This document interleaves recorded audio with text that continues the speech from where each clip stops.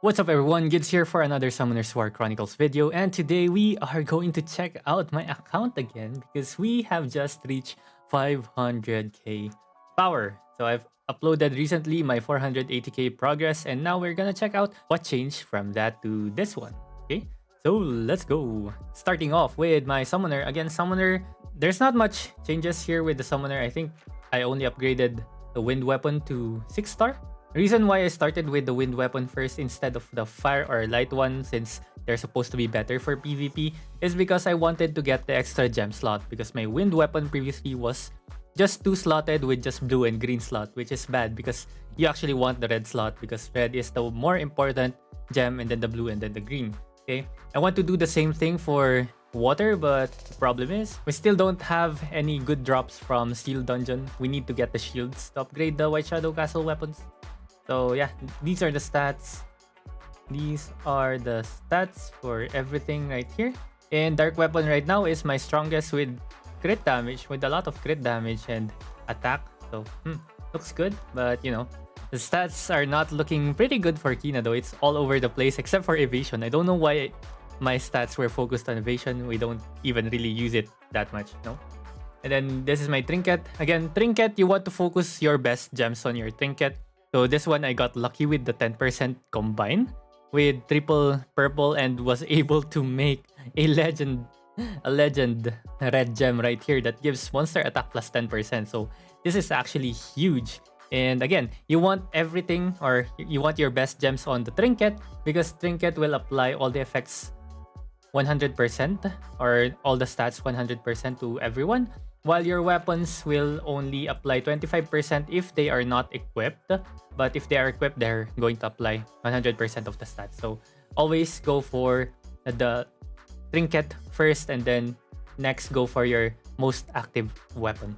Alright? And then we're using Naraka accessories because they are very easy to upgrade and obtain from Naraka Dungeon. But the stats are not the best. Again, these are not good. And I also have an attack percent bracelet right here, which does not make sense, right? Why do I have that? Anyways, for the skills, these are the skills that I have. So always try to prioritize skill 2, skill 3, because those are the most used skills, or most important skills for Kina. And then skill 1 is your damage ability. Ultimate as well is really good. And then lastly is your basic attack. Okay. Passives, I have almost everything maxed out except these two, I think, because they decrease the cooldown when you upgrade them, but I don't really need it. And then utility wise, it's only this one that you don't really need because you already have a revive for Kina. I mean, later on you can upgrade this one because it still gives a little bit of power. I think 100 power each. Then fire, I upgraded fire because I had extra skill points before, and I was wrong. Don't waste your skill points there. Anyways, Transcendence, we are near Transcendence level 5. 3 more greens, 3 more reds. We should be good. By next week, probably, I'll already be level 70. Hopefully. Next, we have account level. So these are my account level. Account level did not change. I'm still level 55. Once I reach level 56, we'll be able to get Summoner skill cooldown reduction here, which is very, very strong for Kina. Next, let's check out the monsters. Okay, so what changed here? We no longer have Bastet. I restored Bastet.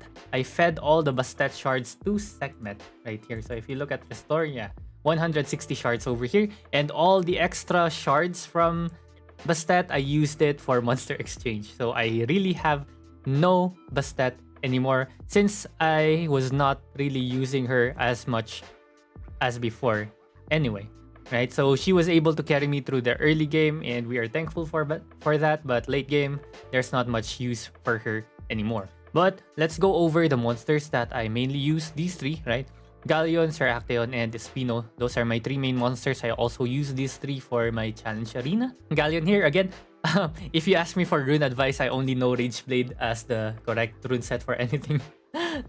Galleon here has HP defense, but really Galleon does not care about what set you put him on. He can rock with everything. This guy's the perfect all-rounder for anything. He has all the support skills, he has all the tankiness, he has some damage as well. Okay, so very, very good monster. One of the best monsters in the game right now. So 76k HP, 4k defense, 2200 attack, with a little bit of crit rate and crit damage, plus 85% accuracy. Accuracy is really good for him to land his defense break or defense downs on skill 2 right here. Of course, you need him to be max skilled to get 224k power, and of course, he's also awake 14. Book level is level 3 only. Right? So it's already doable at just book level 3. So 124k power, highest power monster that I have right now. Next up, we have Sir Acteon as my second highest power monster. Again, Rage Blade for runes, right? 5,900 defense. Hopefully, we can increase this to 6k soon. 50k HP, which is decent because this guy is a real tank that actually hits a little bit hard as well with almost 70% crit rate. So 69% crit rate, which is nice. And crit damage, 140%. We want more accuracy on this guy because he has a provoke skill.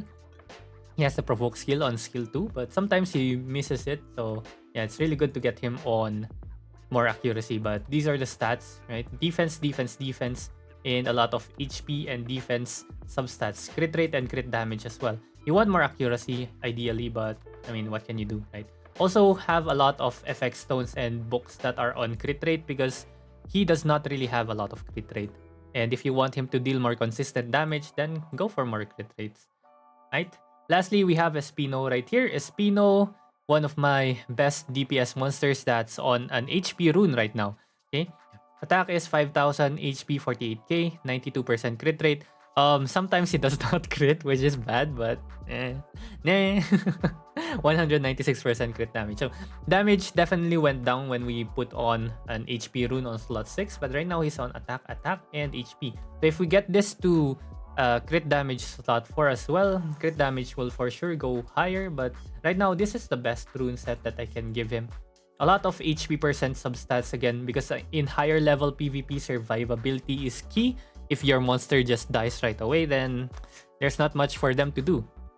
Sure, they can deal a lot of damage, but being a glass cannon is not really good for any monster in PvP because they just get focused fast and die, especially against Orbeus right now that are really good build. Like, I see a lot of Orbeus at 90% crit rate, 200 plus % crit damage, and 7k attack. So those kinds of stats will easily one-shot your Espino if you are not careful.